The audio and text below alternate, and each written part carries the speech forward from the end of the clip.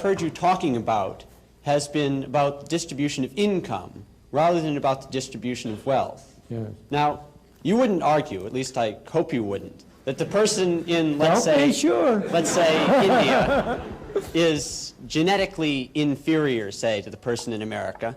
It's rather through the purely arbitrary circumstance of birth that he's in a country with a less developed economy or in a family that doesn't have as large a share of the capital. And that's not something that he's to blame for. Oh, I'm not blaming anybody. Even if the free market system equitably works and everyone progresses an equal amount, that person who started out with a lesser share of the capital is still going to end up with a lesser share of the capital. That's right. And there's nothing in the free market system that's going to enable him to make up for what was a purely arbitrary deficit in the first place.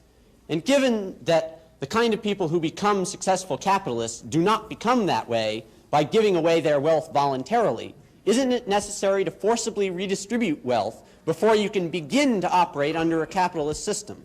No, it is not. The only way in which you can redistribute effectively the wealth is by destroying the incentives to have wealth. And the question is, what is the way, what is the system which will offer those people who are so unlucky as to be born without good positions, what is the system which will offer them the greatest opportunity? Well, one possible way of redistributing the wealth without affecting the incentives to earn as much income as possible is simply to have a 100% inheritance tax. Since that won't affect the incentives, it's only after the person's dead anyway. I beg your pardon. I'm afraid, I don't know the family you come from.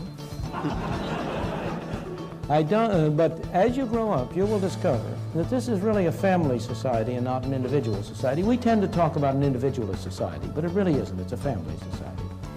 And the greatest incentives of all, the incentives that have really driven people on, have largely been the incentives of family creation, of family, of establishing their families on a decent system. What is the effect of 100% inheritance tax? The percent of 100% inheritance tax is to encourage people to dissipate their wealth in high living. What's the harm in that? The harm in that is that where do you get the factories? Where do you get the machines? Where do you get the capital investment? Where do you get the incentive to improve technology? If what you're doing is to establish a society in which the incentive is for people who, if they by accident accumulate some wealth, to waste it in frivolous entertainment.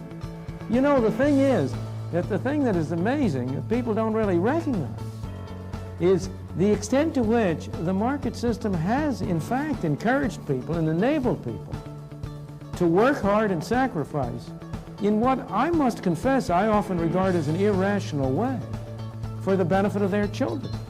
One of the most curious things to me in observation is that almost all people value the utility which their children will get from consumption higher than they value their own. Here are parents who have every reason to expect that their children will have a higher income than they ever had, and they scrimp and save in order to be able to leave something for their children. I think you are sort of like a bull in a china shop if you talk about the 100% inheritance tax having no incentive effects. It would destroy a continuing society. It would destroy a society.